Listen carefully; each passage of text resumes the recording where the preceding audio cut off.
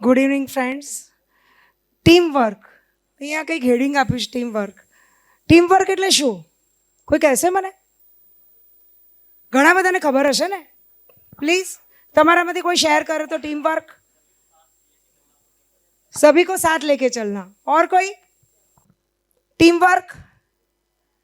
કોઈ બીજાને ખબર છે? કાં તો ખબર છે પણ કહેવું નથી મને. એટલે હમણે જ એવી રીતે કીધું કે સભી કો સાથ લેકે ચલના, એટલે આપણે એવું જ માનીએ કે ટીમ વર્ક એટલે બધાને સાથે લઈને ચાલવું, એવો જ આપણો ખ્યાલ હોય. પણ હું એ જ સંદર્ભમાં વાત કરું તો જ્યારે પંકિન અને કૌશલભાઈ બંને વર્ષો પહેલાં જ્યારે મને વાત કરી હતી, પંકિને કીધું કે આપણે બહુ જ મોટું કામ કરવા જઈ રહ્યા છે અને પ્રોપર્ટીમાં ઇન્વેસ્ટ કરવા જઈ રહ્યા છે, ત્યારે મેં કીધું કે આપણે એને પ્રોપર્ટીમાં, એટલે તું જે રીતે વાત કરે છે કે આટલું બધું એક્સપાન્ડ કરવાનું છે કે કેવી રીતે થશે એ વિચાર આવતો હતો.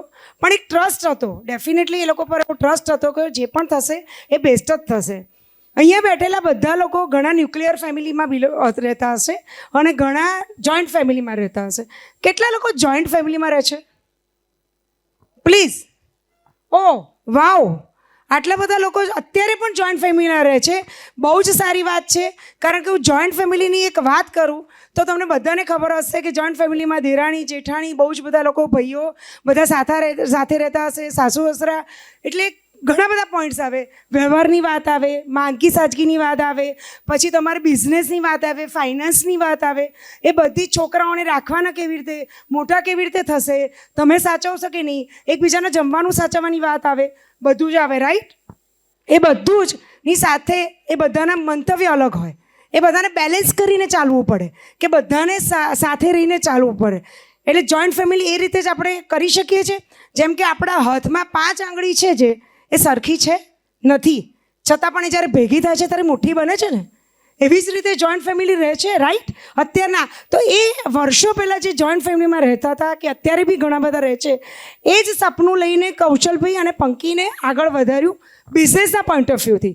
હવે હું તમને કહું કે બિઝનેસના પોઈન્ટ ઓફ વ્યૂથી કેવી રીતે આગળ વધાર્યું તો એ હું તમને શેર કરું કે એક્સટેન્ડ કરીને. એટલે કે એમને એવું થયું કે આપણે તો કમાઈશું જ, આપણે તો ઘણું બધું કમાવાના છીએ, પણ કેમ આપણે આપણા જ લોકોને સાથે લઈને ના ચાલીએ? એટલે કે કેવી રીતે વાત છે, એક નાનું એક્ઝામ્પલ આપું છું. આ કયો મહિનો ચાલે છે? મે. મે મહિનો એટલે સમર. સમરમાં આપણે કયો ફ્રૂટ વધારે ખાઈએ? એક્ઝેક્ટલી. મેંગો કેટલાને ભાવે છે? ઓહ, બહુ બધા લોકોને ભાવે છે. રાઈટ? તો હવે મેંગો એક આંબો છે જેમાં 100 કેરી છે અને 100 ઝાડ છે, 100 આંબાના ઝાડ છે જેમાં એક કેરી છે.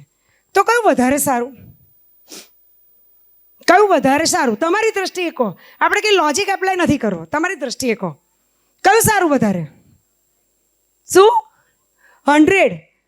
અહીંયાથી કોઈ બોલશે કયું સારું? 100 કેરીવાળું. કેમ? એટલે કંઈક પેલું માઇન્ડમાં એકદમ આમ સ્માર્ટ વર્ક ચાલુ થઈ ગયું કે પેલા 100 ઝાડ જોયા એવું સ્માર્ટ વર્ક ચાલુ થઈ ગયું. એક્ઝેક્ટલી. જેમ કે એક ટ્રી છે, આંબાનું ઝાડ છે જેમાં 100 કેરી છે, કદાચ એ ટ્રી જતું બી રહે પણ પેલા જે 100 આંબા છે ને એમાંથી એક ટ્રી જતું રહેશે, 10 ટ્રી જતા રહેશે, છતાં પણ એ કેરી આપવાનું છોડશે જ નહીં. એવું જ કામ કૌશલભાઈ અને પંકીને કર્યું છે. જે હું તમને એક્સપ્લેન કરું. કૌશલભાઈ અને પંકીને એક આંબો છે, એમાં ઘણા બધા ફળ, ઘણી બધા 100થી વધારે હજારોની સંખ્યામાં આપણે જે કેરી કહીએ છીએ ને એ આપણા ઇન્વેસ્ટર છે. એ ઇન્વેસ્ટર એમને બનાવ્યા છે, પણ એ જ ઇન્વેસ્ટરને એવી ઓપોર્ચ્યુનિટી આપી છે ફ્રેન્ચાઇઝી ઓનર તરીકે કે જે પોતે આંબે બની ગયા છે અત્યારે. એટલે આ વસ્તુ વિચાર કરો કે જે પહેલાંના જમાનામાંના જોઈન્ટ ફેમિલીમાં રહેતા લોકો અત્યારે એ બિઝનેસને સાંકળીને ફ્રેન્ચાઇઝી ઓનર સુધી, એટલે તમે પણ એક પોતે આંબો બની ગયા છો. એટલે તમે કયા લેવલે પહોંચ્યા? એટલે આ વિઝન સાથે, આટલા દૂરંદેશી વિઝન સાથે એ લોકો આખો પ્રોજેક્ટ આટલો રન કર્યો છે અને જબરજસ્ત મળ્યું છે.